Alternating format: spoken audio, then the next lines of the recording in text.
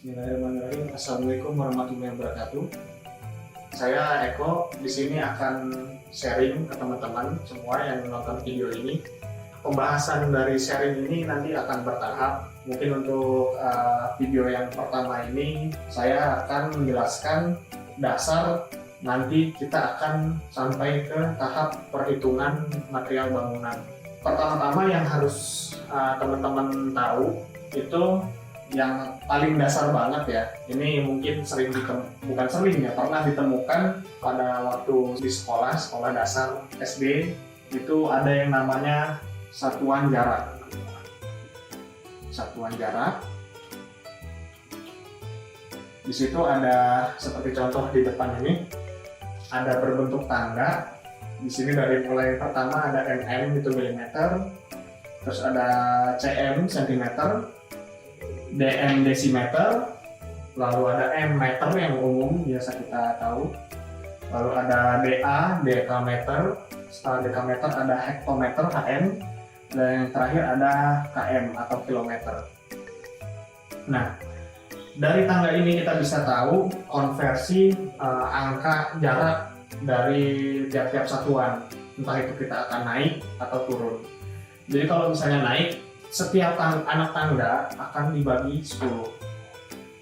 Ini akan dibagi 10 setiap anak tangga. Kalau misalnya turun, itu akan dikali 10. Nah, di dalam bangunan biasanya yang sering ditemukan itu ada 4 satuan ukuran. 4 itu yang sudah saya lingkari di sini. Ada milimeter, lalu ada sentimeter, meter, dan kilometer. Nah, 4 ini yang paling sering ditemukan di perhitungan bangunan. Cuman sebenarnya yang paling utama itu untuk ukuran yang paling dijadikan dasar dari seluruh satuan itu biasanya meter. Ini satuan dasar atau umum. Karena nanti kalau misalnya kita udah masuk ke tahap RAB atau rencana anggaran biaya, nanti yang paling kita sering temukan itu adalah satuan meter. Dari sini mungkin ini hanya intermezzo aja, karena teman-teman pasti tahu tangga ini, pernah lihat dan tahu lah cara konversikannya. Kalau naik satu anak tangga dibagi 10, kalau turun satu tangga dikali 10, gitu aja. Jadi angkanya dikurangin. Nah, kita pindah ke sini. Di sini ada, sudah saya kasih contoh sedikit. Di sini 1 km sama dengan 1000 meter. Kenapa 1000 meter?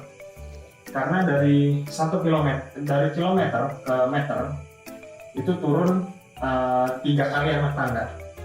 1, 2, 3. Jadi di sini 1, di HM 10, di sini 100. Jadi pas di meter itu dia hitungannya 1000. Nah, kenapa 1 km sama dengan 1000? Karena dia turun 3 anak tangga, nolnya tinggal tambahin aja jadi 3. Tanya 1, 2, 3, 1000 meter. Lalu dari 1 meter, 1 meter itu sama dengan 100 cm. Kenapa? Karena dari meter ke cm itu turun 2 kali. 1, 2. Jadi tinggal angka 1 ini ditambahkan 2 angka 0 dari meter ke cm. Yang ketiga, 1 cm itu sama dengan 10 mili. Nah, cm ke milimeter itu cuma turun 1 anak tangga aja, jadi nolnya tambahin 1. Nah, ini akan berlaku juga kalau misalnya nanti kita konversi ukuran, misalnya dari cm ke meter gitu. Nanti kita main pembagian dan perkalian. Karena ini dasar banget dalam perhitungan volume nanti yang akan kita temukan di bahan-bahan bangunan, terus di volume-volume bangunan yang bakal kita hitung di dalam sheet RAB atau rencana anggaran biaya. Nah, dari sini saya anggap udah oke. Kita masuk ke sini. Di dalam bangunan itu bagian-bagiannya itu ada yang bentuknya datar. Ini di sini saya sebut bangun datar. Ada yang namanya bangun ruang. Nah, perbedaannya apa ya? Ya bisa kelihatan lah, kalau misalnya datar berarti yang permukaannya rata. Ini akan disimbolkan dalam sebutan luas atau nanti kita pakai satuan itu meter persegi, itu simbolnya M, terus ada angka 2 kuadrat, jadi meter persegi. Nah nanti kalau dibangun ruang itu kita sebutnya volume karena bangun ruang ya. Volume itu satuannya meter kubik M3. Nah, pengaplikasiannya apa aja sih di meter persegi dan meter kubik itu ya? Di sini cuma saya kasih beberapa contoh aja yang umum. Di luas atau meter persegi nanti kita temukan di sini yang pertama ada dinding. Dinding itu kenapa kok meter persegi gitu? Jadi hitungan dinding itu dalam bangunan kita hitung si panjang dindingnya. Total misal kita punya ruangan 3 kali 3 meter misalnya. Nah, cara ngitung luasnya itu tinggal kita hitung aja panjang kelilingnya, karena itu 3 kali 3, jadi kita jumlahin 3 kali 4, karena ada rata kita anggap persegi, 3 kali 4 sama dengan 12. Nah, 12 itu 12 meter panjang.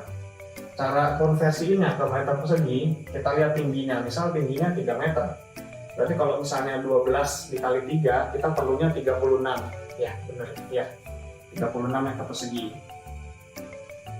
Dengan asumsi si ruangan itu 3 kali 3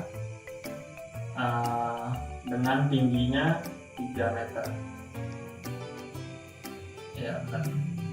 Itu perlunya 36 meter persegi. Cuman sebenarnya nggak cukup sampai di sini, karena kalau kita masuk ke bangunan nanti ada pengurangan untuk openingan kusen dan lain-lain kalau ada faktor-faktor lain. Lalu ada kedua, luas permukaan tanah. Di luas permukaan tanah ini ya kalau kita misalnya ngelihat ada tanah yang mau dibangun atau ada tanah kosong atau kebun atau apalah, itu kan kalau secara logika misal lapangan panjang itu dia bentuknya itu datar, kita anggap itu datar. Bentuknya datar, dia berapa kali berapa, kita tinggal ukur, hitung aja, misal 5 kali 10, berarti ini totalnya 50 meter persegi. Nah, 50 meter persegi untuk lapangan ini. Nah, ini meter persegi itu kita bisa pakai untuk luas permukaan tanah. Lalu yang ketiga, sama dengan luas permukaan tanah, kita bisa pakai untuk hitungan lantai. Kayak keramik, lalu keramik dinding juga sama. Itu kita pakai meter persegi, hitungannya ya sama, kita cari luasannya. Untuk masalah luasan itu kalau kita balik lagi ke matematika itu ada banyak bangun datar, ada persegi panjang, ada trapesium. Jadi tergantung bentuk dari si permukaan yang mau kita hitung gitu. Lantai sama dengan juga di nomor 4 ada plafon, sama halnya dengan lantai. Karena plafon di atas, kita hitung juga luasannya meter persegi, masih sama. Lalu ada pengecatan juga sama seperti dinding. Hitungan pengecatan biasanya bisa kita acukan ke luasan dinding. Mungkin biasanya kita bisa kali 2 kalau misalnya pengecatan itu di sisi dalam, interior, dan luar. Jadi kita bisa kali 2. Itu udah pengecatan meter persegi. Sedangkan di kubikasi atau volume itu saya contohkan sini ada 3. Sebenarnya masih sama aja ya. Di sini ada fondasi. Fondasi itu banyak juga, bisa foot flat, bisa batu kali dan lain-lain. Ada banyak. Umumnya itu fondasi berarti kan sebuah bangun ruang. Misal kita foot flat, dia kan ini tampak samping ya, kita samping. Nah, kalau misal foot flat ini, dia kita bisa tahu si lebarnya misalnya 50, lebar 50, tebalnya 5 misalnya, ini contoh aja ya. Terus kita lihat dia tuh ukurannya berapa kali berapa, misal tadi ini tampak atas 50, ini 50. Nah ini kan berarti bisa kita simpulkan kalau fondasi ini kita hitungannya kayak sebuah kubus gitu lah, bentuk kubus atau balok gini.